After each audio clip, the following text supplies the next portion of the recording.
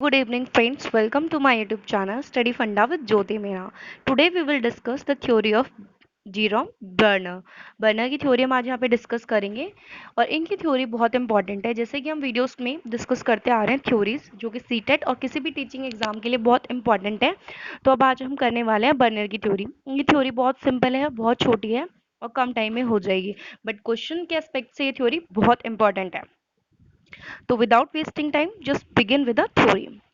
थोड़ा सा हम बर्नर के बारे में जान लेते हैं, जेरोम बर्नर के बारे में कि ये थे कौन और क्या क्या इन्होंने मतलब क्या एस्पेक्ट्स पे इनकी थ्योरी को हमने एक्सेप्ट करा। तो जेरोम बर्नर का जन्म हुआ था न्यूयॉर्क में। न्यूयॉर्क की सिटी हम पता ही है, 1 अक्टूबर 1915 में। He received a AB degree from Duke University in 1937 and his PhD in 1947 from Harvard। तो मतलब इन्होंने ए बी डिग्री रिसीव करी थी ड्यूक यूनिवर्सिटी से 1937 में और पीएचडी डिग्री करी थी 1947 में। 1960 में बर्नर ने पब्लिश करी थी एक इनकी बुक जिसका नाम था द प्रोसेस ऑफ एजुकेशन। तो ये बुक थी इनकी जो बहुत फेमस हुई है और ये बुक बहुत इंपॉर्टेंट है। तो इसकी इसी के अंदर जो थ्योरी है इनकी लर्निंग थ्योरी की बात करी गई है, जिस थ्योरी को हम यहाँ पे डिस्कस करेंगे। कहीं भी आपको नाम दिखता है जेरोम बर्नर तो आपको याद रखना है कि बर्नर की थ्योरी किससे रिगार्डिंग है, लर्निंग से। आप ऐसे याद रख सकते हैं बर्नर की थ्योरी किसके लिए, लर्नर के लिए। तो learning learning every child will learn, तो हर बच्चा लर्न करता है। तो लर्निंग की थ्योरी किसकी है, जेरोम बर्नर की थ्योरी है। फिर Howard Gardner and other young researchers worked under Bruner and were much influenced by his work. हमने हॉवर्ड गार्डनर की थ्योरी करी थी मल्टीपल इंटेलिजेंस की, बहुबुद्धि सिद्धांत की।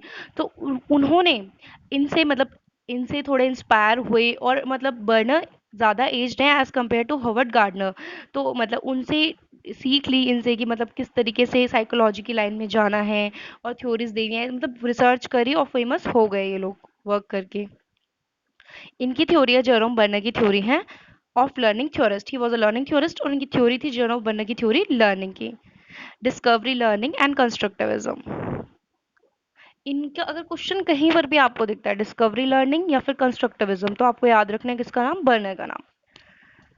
Principle of J burner theory. इनके प्रिंसिपल्स क्या थे इनकी थ्योरी के, इंस्ट्रक्शन मस्ट बी कंसर्न्ड।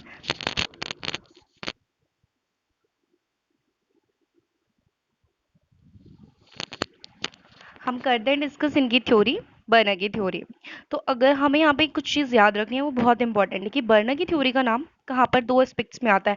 एक तो उन्होंने बात करी है डिस्कवरी लर्निंग की, किसकी, डिस्कवरी लर्निंग की। और दूसरी इन्होंने बात किसके पर्सपेक्ट पे करी, कंस्ट्रक्टिविज्म में, कि जहाँ पर भी हम कंस्ट्रक्टिविज्म टर्म पढ़े तो उस पर हमारे 5 साइकोलॉजिस्ट हैं जिनके नाम बहुत इंपॉर्टेंट है, वो मैं आपको यहाँ पे बता भी देती हूँ। जो कंस्ट्रक्टिविज्म टर्म मतलब क्या होता है, कंस्ट्रक्टिविज्म मतलब कि उस चीज़ की स्टडी की बच्चा अपना आत्मनिर्माण खुद कर सकता है। हमने पुरानी वीडियोस में डिस्कस करा है कि कंस्ट्रक्टिविस्ट कौन होते हैं, जो साइकोलॉजिस्ट बिलीव करते हैं कि child can develop their own aspect, their knowledge with the help of surrounding and their activities, right, environment के अकॉर्डिंग वो कर सकते हैं। तो कंस्ट्रक्टिविज्म यही है कि मानवता के विकास का डेवलपमेंट होना, development of human mind, of the type mind of child. तो यहाँ पे बात कर रहे हैं कंस्ट्रक्टिविज्म की। मैं 5 आपको बता देती हूँ। कंस्ट्रक्टिविज्म टर्म में सबसे पहले है प्याजे। उन्होंने बात करी है कॉग्निटिव डेवलपमेंट की, क्योंकि वो रेडिकल कंस्ट्रक्टिविस्ट थे। दूसरे हैं वोगोस्की, वो है सोशल कंस्ट्रक्टिविस्ट और उन्होंने बात करी है सोशल डेवलपमेंट की। थर्ड है हमारे ब्रूनर जिनको हम पढ़ रहे हैं आज। फोर्थ है हमारे एरिक एरिक्सन और फिफ्थ है हमारे सिगमंड फ्रूड जिनकी थ्योरीज हम आगे पढ़ेंगे। हम आते हैं बर्नर के प्रिंसिपल पे।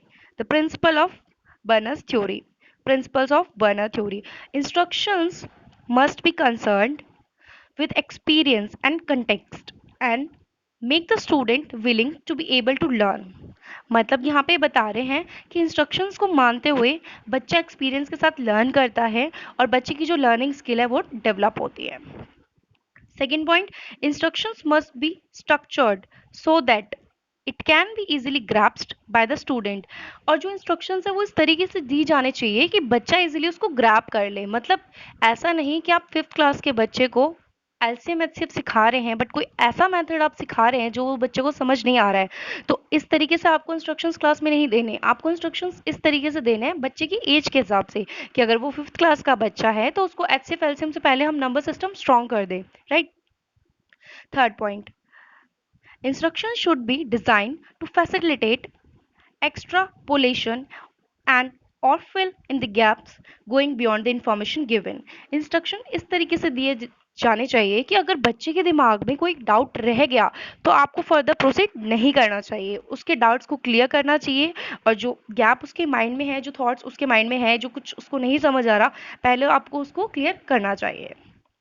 तो एक बार फिर से क्विक रिवाइज करते हैं कि मतलब इंस्ट्रक्शंस प्रॉपरली दिए जाने चाहिए, एक्सपीरियंस बेस पे वो बच्चे लर्न करते हैं। फिर इंस्ट्रक्शंस इस तरीके से प्रॉपरली स्ट्रक्चर्ड होने चाहिए so that child will learn easily. Fourth, the third point, instruction should be design to facilitate exploration, मतलब बच्चे का एक्स्ट्रापोलेशन प्रोसेस फैसिलिटेट करना चाहिए, बच्चे को मोटिवेट, टीचर हमेशा फैसिलिटेटर होना चाहिए। कंस्ट्रक्टिविज्म की हम जब बात करें तो टीचर एक हेल्प प्रोवाइडर होना चाहिए, ना कि वर्कर होना चाहिए। कि ये नहीं कि एक क्वेश्चन बच्चे को नहीं आ रहा तो टीचर सारा सॉल्व कर दे, टीचर को सारी चीज प्रोवाइड करनी है और टीचर को फैसिलिटेटर बनना है, जिसको बोलते हैं सुविधा प्रोवाइड करने वाला पर्सन। तो टीचर को एज अ फैसिलिटेटर एक्ट करना चाहिए। फिर हम बात करते हैं features of Bruner theory. Features of Bruner theory of instruction. Tendency toward learning, तो इन्होंने बताया कि टेंडेंसी मतलब एबिलिटी, कि लर्निंग की एबिलिटी क्या है बच्चे की, उस चीज पे इन्होंने फोकस करा। The ways in which a body of knowledge can be structure so that it can be mostly readily grasps by the learner, जो हमने ऊपर डिस्कस करा कि जो थ्योरी है, जो भी चीज़ बच्चा पढ़ रहा है उसको इस तरीके से मतलब पिक्चर्स के यूज़ करना चाहिए। इनकी थ्योरी में हम यही पढ़ेंगे कि बच्चा किस चीज़ से लर्न करता है, बच्चा पिक्चर्स को देखकर रिकॉग्नाइज करता है कि ये ए फॉर एप्पल है, ये बॉल है, तो वो फर्दर रिकॉग्नाइज कर पाएगा। जब उसके माइंड में सेट हो जाएगा कि एप्पल की शेप क्या है, कलर क्या है, बॉल कैसी होती है, फिर वो फर्दर उसको उस पिक्चर की दिखाने की जरूरत नहीं पड़ेगी, वो ऑटोमेटिकली ग्रैब कर लेगा कि yes this is ball and this is Apple. तो ये इनकी बात है कि स्ट्रक्चर, प्रॉपर स्ट्रक्चर होना चाहिए प्रेजेंटेशन का बच्चे को समझाते time. The most effective sequence in which the present material, तो इफेक्टिव, मोस्ट इफेक्टिव मेथड होना चाहिए कि मतलब हम ऐसा मेथड यूज करें जिससे बच्चा इजीली सीख जाए। The nature and the pacing of reward and punishment, और ये भी हमें रिवार्ड देने से पहले और पनिशमेंट देने से पहले सोचना चाहिए एज अ टीचर प्रॉपरली कि this is the proper time और दिस इज द मतलब correct time to give reward और punishment. And for example teacher को कभी पनिशमेंट देनी ही नहीं चाहिए, क्योंकि स्कूल टाइम में अभी तक जो एनसीएफ फॉलो कर रहा है, टीई फॉलो कर रहा है, वो यही फॉलो कर रहा है कि 8th क्लास के स्टूडेंट को पनिशमेंट, ऐसी पनिशमेंट नहीं देनी चाहिए कि जिससे उसके माइंड में कुछ नेगेटिविटी आ जाए या फिर उसका पढ़ाई के प्रति मन हट जाए। उसको properly as a teacher guide करना चाहिए, समझाना चाहिए। पूरी चाइल्ड डेवलपमेंट में हम यही पढ़ते हैं कि as a teacher what are are responsibility, हमारी क्या रिस्पॉन्सिबिलिटी है, हम बच्चों को किस तरीके से समझें, उन पर कैसे इम्प्लीमेंटेशन करें और मतलब हम अपना 100% बेस्ट एज अ टीचर कैसे दें। फिर हम बात करते हैं, इन्होंने जो ये, अगर आपने ये वाला डायग्राम समझ लिया तो ये थ्योरी आपकी पूरी क्लियर हो चुकी है। इसके बाद इनकी थ्योरी में कुछ भी नहीं है। मतलब इन्होंने बताया कि लर्निंग मोड्स 3 तरह के होते हैं, इनके अकॉर्डिंग लर्निंग मोड्स 3 टाइप्स के हैं। First is inactive, second is iconic and third is symbolic. Simple है, जैसा यहाँ पे बच्चे को एक बुक दी है और बच्चा क्या कर रहा है, उस बुक के साथ खेल रहा है। बच्चे को एक चीज प्रोवाइड करनी चाहिए, कुछ भी चीज हम उनको लर्न करने के लिए दे रहे हैं तो एक एक्टिविटी का जो पूरा क्लाइमेट है वो प्रोवाइड करना चाहिए। कि अब बच्चा स्कूल में, प्ले स्कूल में एडमिशन ले चुका है और उसको कुछ नहीं आता बट वो सीखेगा, स्टार्टिंग उसका इनिशिएटिंग स्टेज है लर्निंग का, तो वो क्या करेगा, एक्टिविटी के थ्रू लर्निंग करेगा। क्योंकि आपने देखा होगा जो प्ले स्कूल्स होते हैं उनमें बच्चों को सीधा A for apple B for ball नहीं सिखाया जाता, वहां पर उनको मतलब टॉयज दिए जाते हैं, खिलौने दिए जाते हैं, उनको प्ले वे टीचिंग का मेथड है, मतलब प्ले वे मेथड है कि बच्चा खेल खेल में ही सीखेगा by doing the activity. Second में हम देख रहे हैं यहाँ पे आइकॉनिक। आइकॉनिक टर्म का आपको मतलब याद रखना है इमेज, आई से आइकॉनिक और आई से क्या, इमेज। ठीक है, तो आप ऐसे याद रखिए, आई से आइकॉनिक, आई से इमेज। तो बच्चे इमेज के थ्रू, देखने से बच्चा लर्न कर पाएगा easily. Look at the pictures, बच्चा देख रहा है, अगर एप्पल की ड्राइंग है तो वो एप्पल समझेगा कि एप्पल की ड्राइंग और ये उसकी पिक्चर्स हैं।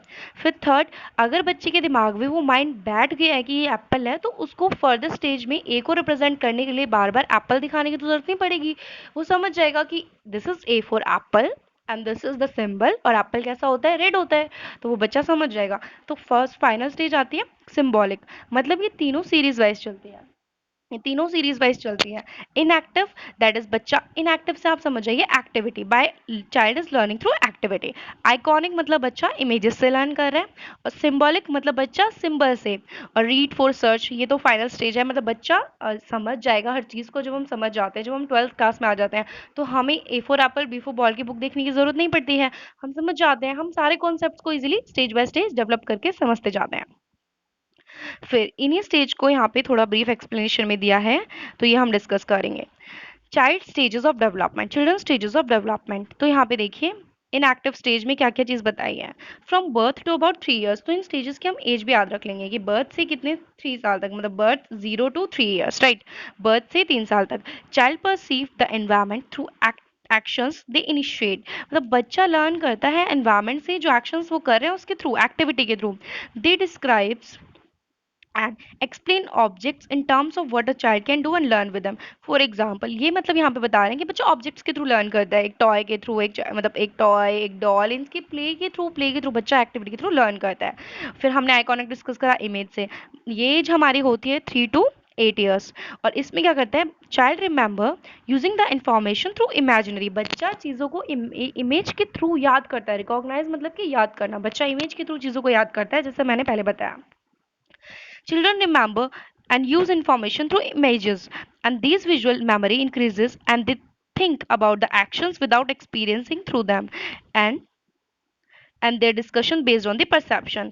यहाँ पर बच्चा इमेज के थ्रू रिकॉग्नाइज कर पाएगा, और वो मतलब अगर उस चीज़ को फील भी नहीं कर पा तो वो देख के वो चीज़ को समझ पाएगा। अगर उसके सामने प्रेजेंट नहीं है, कुछ प्रेजेंटेशन में टीचर समझा रहे, सामने नहीं प्रेजेंट है, बट वो इमेज के थ्रू जो वो अंडरस्टैंड कर पाएगा।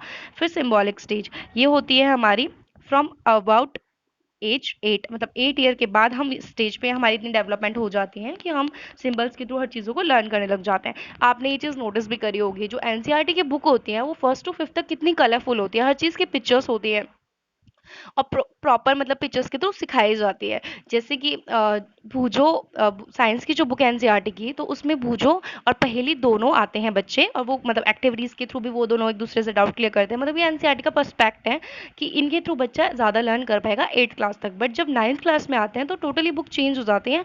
ऐसा नहीं कि पिक्चर्स नहीं आती, बट इतना क्योंकि क्यों चेंज होते हैं, क्योंकि पता है कि ये सिंबॉलिक स्टेज आ चुकी है, और बच्चा विदाउट इमेजेस भी, अगर लेस इमेज है तो भी कॉन्सेप्ट को समझ पाएगा।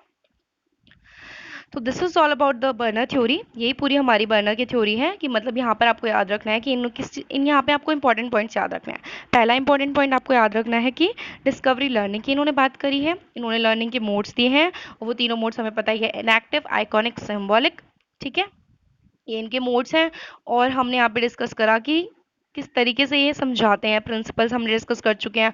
और बर्नर की थ्योरी, अगर कॉन्सेप्ट आता है कि burner had given which theory, तो ये इन्होंने दिया लर्निंग थ्योरी। ठीक है, और इनकी और इन्फॉर्मेशन यहाँ पे हम डिस्कस कर चुके हैं। Hopefully friends you will understand the concept and the theory, and please hit this like button and subscribe to my channel for more updates about the TETS exams and TET exam की theory के लिए, और भी concept के लिए, और more important questions के लिए। This is Jyoti Meena, thank you so much.